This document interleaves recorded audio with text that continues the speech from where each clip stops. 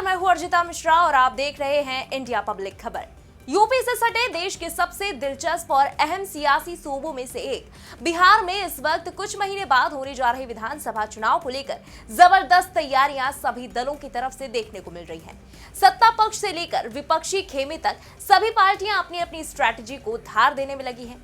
बिहार में मौजूद नेताओं के साथ साथ दिल्ली से भी लगातार दिग्गज नेताओं का बिहार में आना जाना लगा हुआ है। वैसे तो अभी चुनाव की तारीख अनाउंस होने में काफी वक्त बाकी है। कहा जा रहा है कि अक्टूबर या नवंबर तक यहां चुनावी यलगार हो सकता है, लेकिन उससे पहले ही यहां गठबंधनों के भीतर ही भीतर सीट शेयरिंग से लेकर सीएम फेस तक को लेकर खींचतान शुरू हो चुकी है।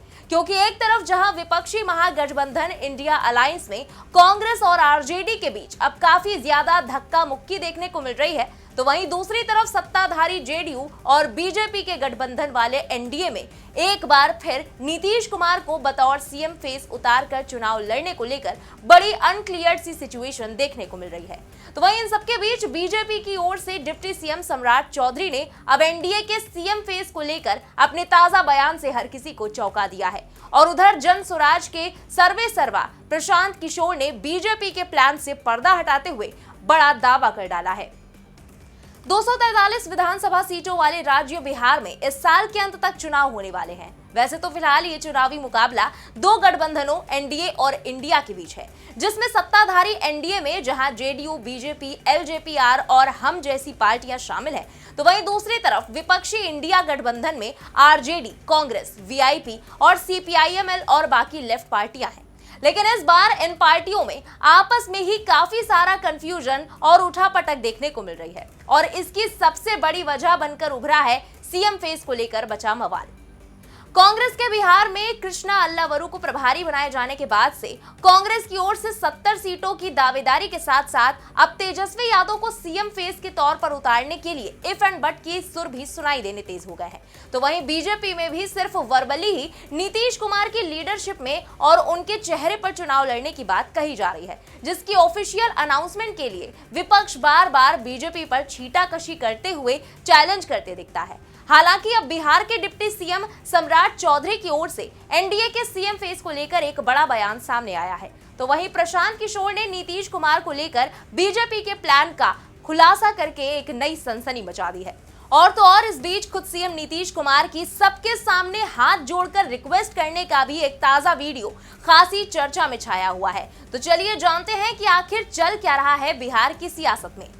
सबसे पहले बात शुरू करते हैं बिहार के मुखिया और जेडीयू चीफ नीतीश कुमार के एक ऐसे वीडियो की जो खूब सुर्खियों में छाया हुआ है। असल में बिहार विधानसभा के बजट सत्र का आज छठा दिन था। सुबह 11 बजे विधानसभा की कार्यवाही शुरू हुई। हालांकि इस बीच सदन में नालंदा में हुई एक महिला की हत्या का मुद्दा सीपीआईएमएल विधायकों ने जोर शोर से उठाया।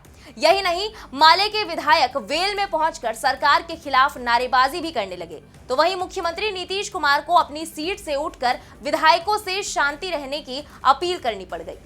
सीएम नीतीश कुमार ने खड़े होकर हंगामा कर रहे विधायकों से कहा कि हम आपसे हाथ जोड़ते हैं, अब आप लोग बैठ जाइए। नीतीश कुमार ने प्रदर्शन कर रहे भाकपा माले के विधायकों से कहा कि जैसे ही खबर आती है उसी समय आदेश देते हैं, कहीं का भी मामला होता हो हम तुरंत वहां के डीएम को कहते हैं, गड़बड़ करने वाला कोई बख्शा नहीं जाएगा, एक्शन होगा। यहाँ आपको बता दें कि बिहार के नालंदा में बीते बुधवार को एक महिला का शव मिला था। उसके पैर के तलवों में कीलें ठोकी गई थी। हालांकि शव की पहचान फिलहाल नहीं हो सकी है। खबरों के मुताबिक महिला की उम्र 25 से 30 साल के आसपास बताई जा रही है। अंदेशा जताया जा रहा है कि हत्या अंधविश्वास के चलते हुई होगी। हालांकि अभी ये साफ नहीं है कि कील हत्या के पहले या फिर बाद में तलवों में ठोकी गई। तो वहीं इस बीच एक मौका ऐसा भी आया जब मुख्यमंत्री नीतीश कुमार अपना आपा खो बैठे। उन्होंने विपक्षी महिला नेताओं को जमकर फटकार लगाते हुए तीखी टिप्पणी की। उन्होंने बिहार के पूर्व सीएम लालू प्रसाद यादव की सरकार को कटघरे में खड़ा करते हुए कहा कि पहले तो महिलाओं को पढ़ाया ही नहीं जाता था, महिलाओं की पढ़ाई को लेकर सारा काम उनकी यानी कि नीतीश की सरकार में हुआ है।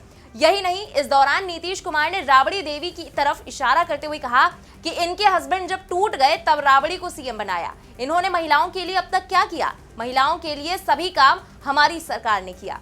तो वहीं इस घटनाक्रम के बीच आरजेडी और जेडीयू के विधान परिषद सदस्यों के बीच सदन में तीखी नोकझोंक भी देखने को मिली। इधर विधानसभा में सत्ता पक्ष और विपक्ष के बीच तीखी बयानबाजी चल रही थी, तो उधर डिप्टी सीएम सम्राट चौधरी ने एनडीए के सीएम फेस को लेकर बड़ा बयान दे दिया। दरअसल बिहार के उप मुख्यमंत्री सम्राट चौधरी ने साफ कर दिया है कि आगामी विधानसभा चुनाव के बाद भी एनडीए का नेतृत्व मुख्यमंत्री नीतीश कुमार ही करेंगे। उन्होंने उन सभी अटकलों पर विराम लगा दिया जिसमें कहा जा रहा था कि बीजेपी बिहार में किसी नए चेहरे को आगे ला सकती है। मीडिया से बातचीत करते हुए सम्राट चौधरी ने कहा, बिहार की राजनीति में यह पूरी तरह से स्पष्ट है कि एनडीए के नेता नीतीश कुमार हैं। वो 1996 से गठबंधन के नेता है। भारतीय जनता पार्टी इनके नेतृत्व में सहज रही है। कल भी नीतीश थे, आज भी नीतीश हैं और कल भी नीतीश कुमार ही रहेंगे। तो वही जब उनसे ये पूछा गया कि इन दिनों नीतीश कुमार के बेटे निशांत के राजनीति में शामिल होने की चर्चा जोरों पर है, तो ऐसे में उनकी क्या भूमिका रहेगी, तो इसके जवाब में उन्होंने कहा कि वो नीतीश कुमार का व्यक्तिगत मामला है और जेडीयू के अंदर की बात है। हम नीतीश कुमार के साथ समझौते में हैं और जेडीयू का जो निर्णय होगा उसके साथ हम लोग खड़े रहेंगे। यानी सम्राट चौधरी ने यह कहकर एक बार फिर कयासों पर ब्रेक लगा दिया कि एनडीए की ओर से यह चुनाव भी नीतीश कुमार के चेहरे पर ही लड़ा जाएगा। लेकिन इसी बीच चुनाव रणनीतिकार से नेता बन चुके प्रशांत किशोर ने हाल ही में बड़ा दावा करते हुए नया सियासी बम फोड़ दिया। उन्होंने कहा कि नीतीश कुमार बिहार में चुनाव तो बीजेपी के साथ लड़ेंगे, लेकिन बाद में वो पाला बदल सकते हैं। हालांकि उन्होंने ये भी कहा कि नीतीश कुमार इतने अलोकप्रिय हो चुके हैं कि वो लगातार 5वीं बार सीएम नहीं बन पाएंगे, चाहे वो किसी भी गठबंधन में शामिल क्यों ना हो।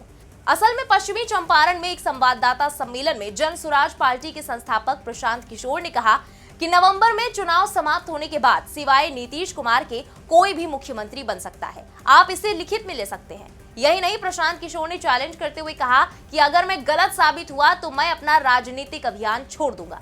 प्रशांत किशोर ने नीतीश कुमार के बीजेपी के साथ संबंध को लेकर कहा कि वो बीजेपी के साथ गठबंधन में चुनाव लड़ेंगे। उन्होंने हमेशा ऐसा किया है।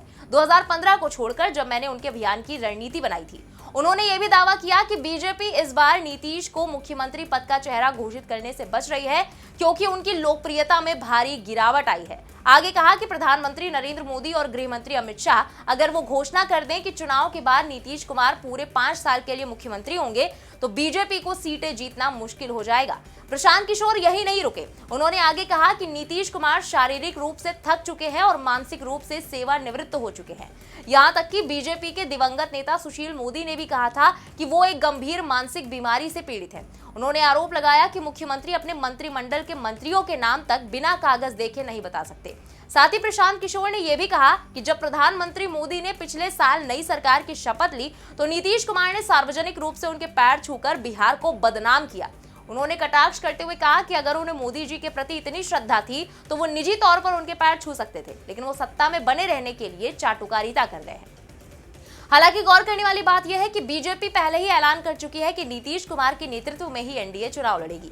खुद प्रधानमंत्री नरेंद्र मोदी ने बीती 24 फरवरी को भागलपुर की एक रैली में नीतीश कुमार को लाडले सीएम की उपमा दी थी।